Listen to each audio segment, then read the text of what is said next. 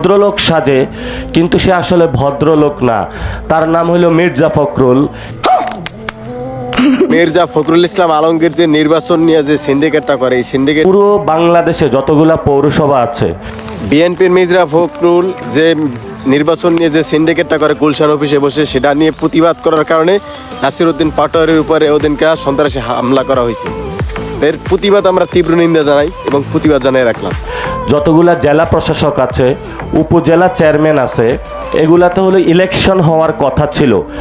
এই ইলেকশন হওয়ার কথাটা বাদ দিয়ে বাংলাদেশে একজন মুখোশ লেবাসধারী ভদ্রলোক সাজে, কিন্তু সে আসলে ভদ্রলোক না।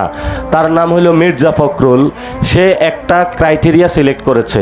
সেই ক্রাইটেরিয়া অনুযায়ী যদি কোথাও কোনো ব্যক্তি নির্বাচনে হেরে গিয়েছে, তাকে গিয়ে মির্জা ফখরুল বলেছে, আসো গুলশান অফিসে আসো, আমাকে কিছু টাকা দাও, আমি তোমাকে জেলা প্রশাসক বানিয়ে দিচ্ছি।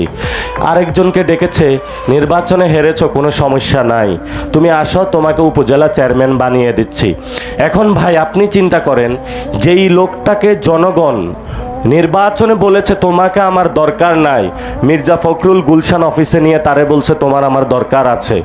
যেই লোকটা এখানে দর্শন করেছে, চাঁদাবাজি করেছে, দুর্নীতি করেছে, সমাজে মানুষের উপরে অত্যাচার চালিয়েছে, 5 তারিখের পরে তার যন্ত্রণায় পুরো বাংলাদেশের মানুষ অতিষ্ঠ হয়েছিল, সেই মানুষকে নিয়ে মির্জা ফখরুল অফিসে নিয়ে পুরস্কৃত করেছে।